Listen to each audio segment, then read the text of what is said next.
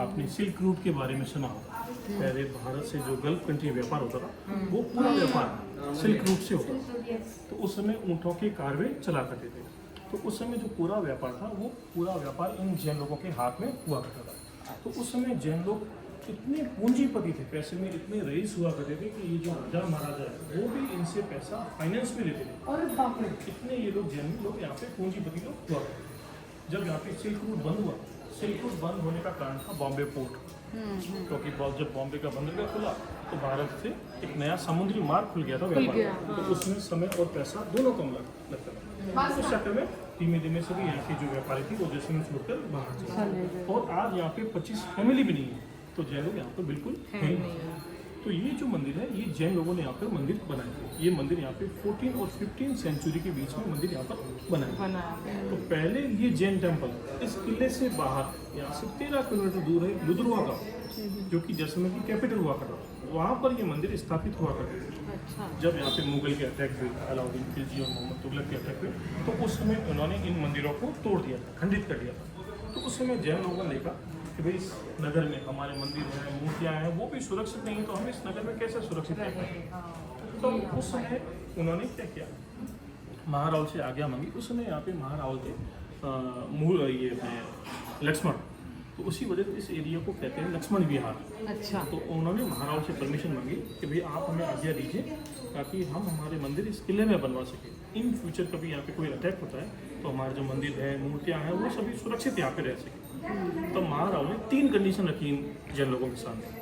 आप मंदिर बनाना चाहते हैं, कोई दिक्कत नहीं, आप मंदिर अंदर बना सकते हैं।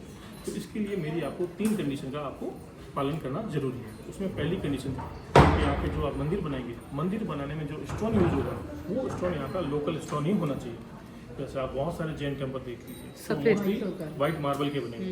तो यहाँ पे पहली कंडीशन ये थी कि मंदिर बनाने में जो स्टोन यूज होगा वो यहाँ का लोकल स्टोन होना चाहिए। तो यहाँ पर सभी मंदिर ये येलो स्टोन से बनाए।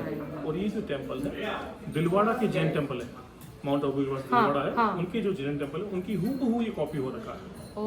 तो दूसरी कंडीशन थी कि मंदिर बनाने में जो यहाँ पे आर्किटेक्ट लगेंगे, शिल्पकार लगेंगे, वो भी यहाँ पे स्थानीय होने चाहिए ताकि उनको रोजगार मिल सके। तो इन मंदिरों को बनाने में इंडो इस्लामिक आर्किटेक्ट लगे थे।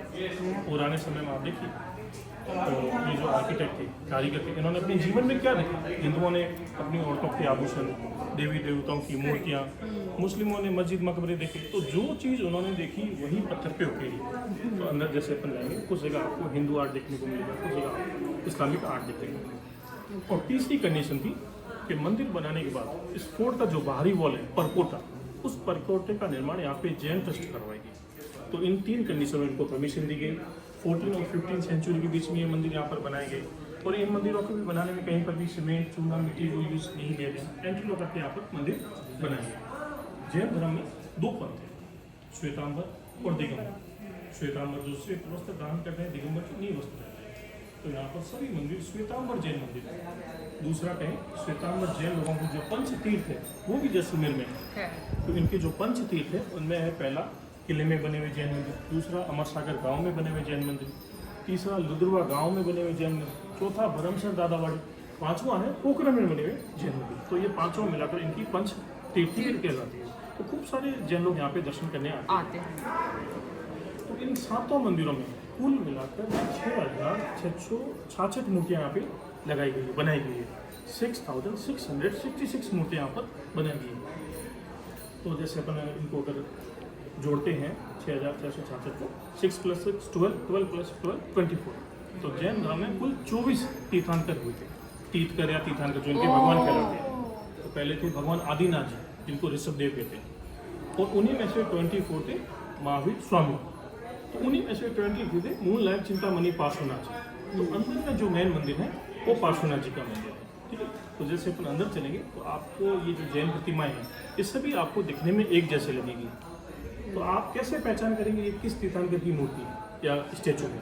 तो हर सिंबल के नीचे सिंबल होता है। जैसे भगवान महावीर स्वामी के नीचे शेर बना होता है, पार्श्वनाथ जी उनके नीचे सांप बना होता है। तो आप सिंबल देखकर ये पहचान कर सकते हैं हमारे किस कौन से नंबर के ये तीर्थंकर है। तो अभी अपन चलेंगे मंदिर में, पूर्ण द्वार करते हैं। वेलकम गेट टू क्लास है, इसका जो स्टेप है वो नमस्ते की स्टेप है।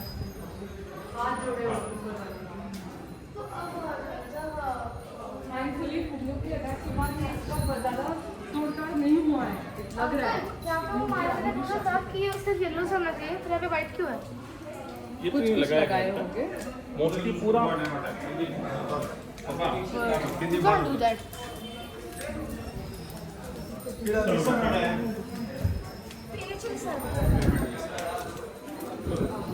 एक कभी आपने नोट किया कि अपने जो हिंदू मंदिर है या बाहर का मंदिर है ये आगे ड्रैगन के चेहरे के ऊपर है। Correct correct.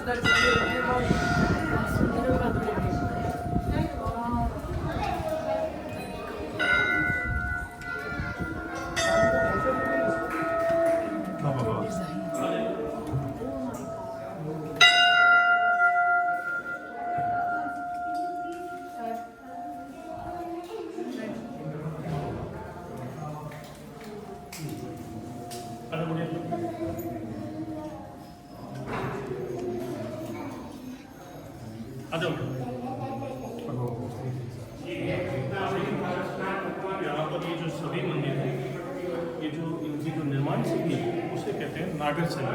यहाँ पर जो मंदिर बने हैं एक तो नागर शैली में बनता था, एक बनता था द्रविड़ शैली में। तो यहाँ पर सभी मंदिर नागर शैली में बने हैं। तो अभी जो पत्थर है ये मंदिर का रंग मंडप तो कहते हैं। ये ऊपर में भगवान इंद्र की सभा चल रही है। आप देखिए कि दाढ़ी और मूछ में लॉर्ड श्री इंद्र है, ये सामने और साइड में सभी अप्सराएं हैं जो नाच गाना करके भगवान इंद्र को खुश करने की कोशिश कर रहे हैं ताकि इस वीराने में इस डेजर्ट में बचाव हो सके। और इसमें जो पेंट है ये ओरिजिनल वेजिटेबल पेंट किया गया है और इस रंग मंडप को नजर ना लगे उसके लिए यहाँ पर ये पत्थर एक लगाया गया है। अच्छा काले दाग वाला थोड़ा सा। इस पत्थर को मैडम कहते हैं फॉसिल स्टोन। ओह ये अच्छा। फॉसिल एक्चुअली में क्या था 1800 करोड़ साल पहले यहाँ पे पूरा समुद्र हुआ करता था। जब समुद्र जमीन में लुप्त हुआ तो यहाँ पे जो भी जीव जंतु थे पेड़ पौधे वो जमीन में लुप्त होकर फॉसिल थे। तो ये फॉसिल स्टोन और यहाँ पर इस पत्थर को कहते हैं दही जमाने वाला पत्थर। इस पत्थर को 15 से 16 घंटे में दूध में दही में कन्वर्ट कर देगा और वो दही खाने में अच्छी नहीं होगा। अच्छा क्योंकि वो दही होगा विदाउट बैक्टीरिया। हम दही किस लिए खाते हैं? विद बैक्टीरिया दही। घर में कभी जमावन ना हो, हरी मिर्च ना हो, वो भी दूध को दही में प्रोसेस करते हैं।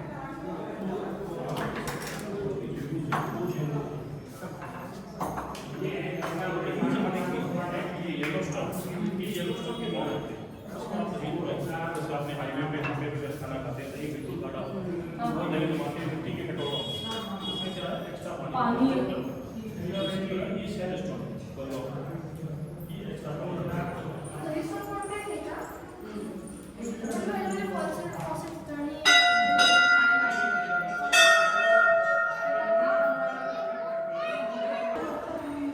सर आप देखिए यहाँ की शिल्प कला का बहुत ही बेजोड़ सिंगल स्टोन में पूरा बनाया गया है। एक सिर और 5 बॉडी है। आप किसी भी एंगल से देख लीजिए।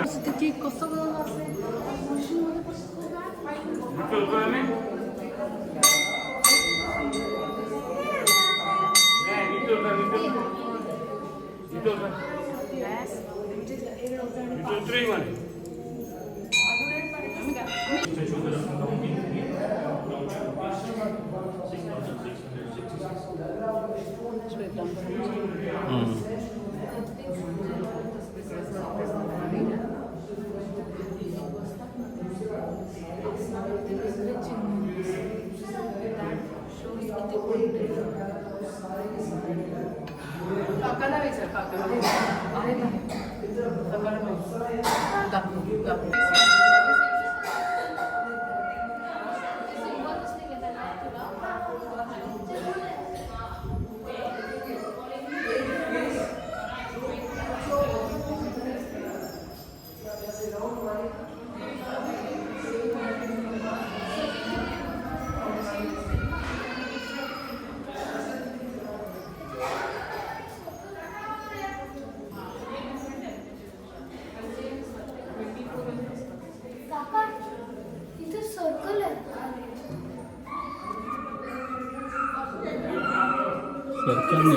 काहीतरी वेगळंच आहे ते.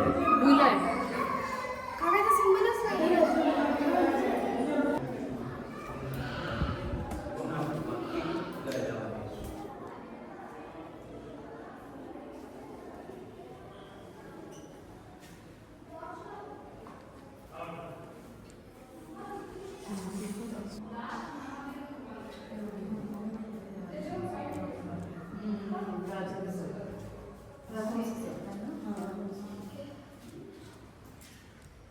इसमें आपको बताना चाहूँगा ये जो हमारा जैसलमेर का स्टोन है सैंडस्टोन, इसकी ये खासियत है कि इसको आप जितना धोएंगे या जितना आप इसको घिसेंगे ये पत्थर उतना ही शाइनिंग देगा।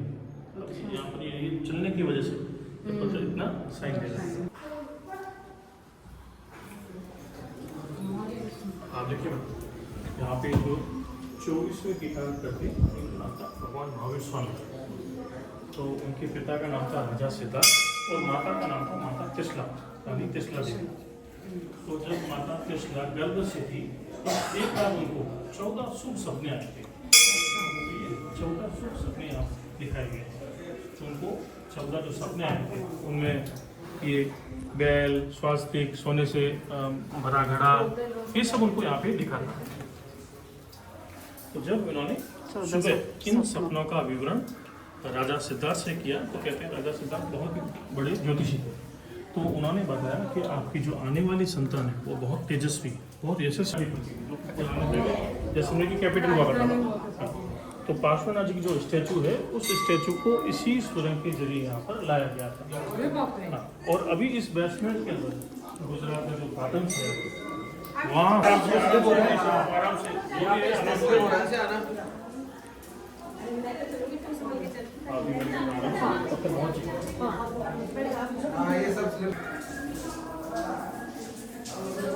त्यांचं नाव नाही लिहिलं. कुंभ ते बैल बसले तिथं. इथं वर बैल दिसतो का तू? हां हो हो ते का सॉरी.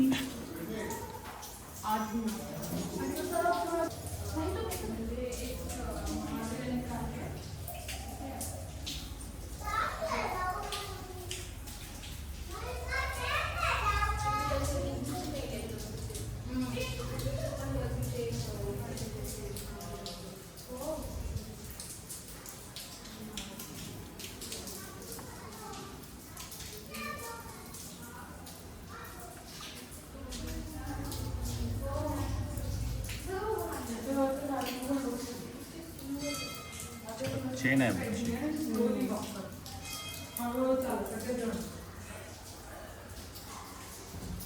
आप देखिए ये छोटी सी नाली थी, तो जब कभी मंदिर का अभिषेक होता है तो अभिषेक का जल है इसी नाली से जाता है, इसको कहते हैं गोमुख।